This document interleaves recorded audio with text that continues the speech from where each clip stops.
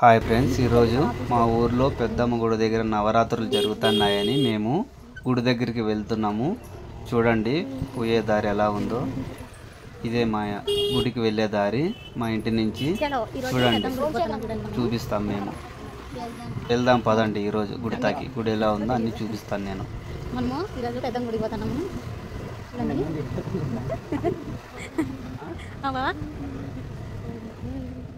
పెద్దమ్మ గుడి అంటే మా ఊరి జనకంపల్లికి ఫేమస్, అందుకే గుడికి పోతున్నాము. నేను ఈరోజు దర్శించుకుందామని. చూడండి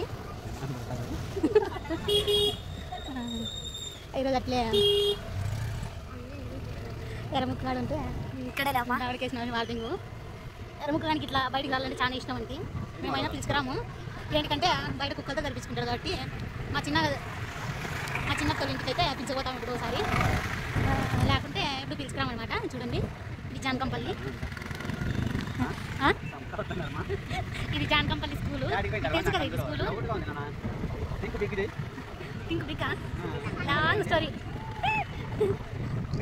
థింక్ బిగ్ లాంగ్ స్టోరీ. చూడండి ఇక్కడే పెద్దమ్మ గుడి, మీకు తెలుసు కదా జానకంపల్లిలో.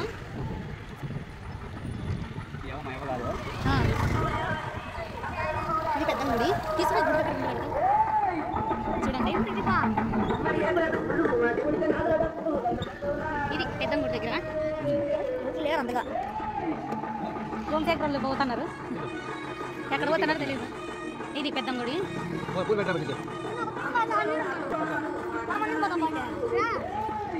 ఇంటికి పోతున్నారు అనమాట తినేసి. హాయ్ చెప్పండి. మా పిల్లలు గుళ్ళే పోతున్నారు. ఈరోజు దసరా ఉత్సవాలు మా ఊర్లో. చూడండి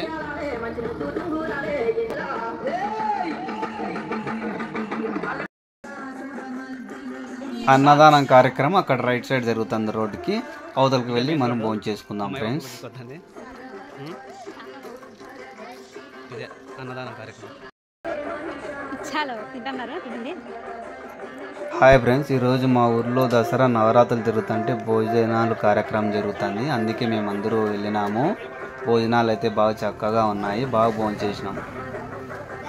జానకంపల్లి మా గ్రామము. ప్రతిసారి ఇలానే చేస్తారు, సంవత్సరము ఎవరైనా తినిపోవచ్చు పోయే దారిలో. మా ఊర్లో ప్రతి సంవత్సరం ఇలానే జరుపుకుంటారు. మీ ఊర్లో ఇలా భోజనాల కార్యక్రమము, దసరా పండుగ బొద్దు ఇలా పెడతారని తట్టుంటే మాకు కామెంట్ చేయండి ఫ్రెండ్స్. ఇప్పుడే మేము భోజనం పెట్టించుకొచ్చుకున్నాం. పలావ్ అన్నము, రస్కులు, ఇక్కడ నైవేద్యము. చూడండి నా బిడ్డ ఎలా తింటున్నాడు, లాక్షిత్ కుమారుడు.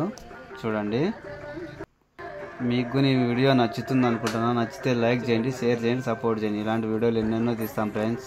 చలో.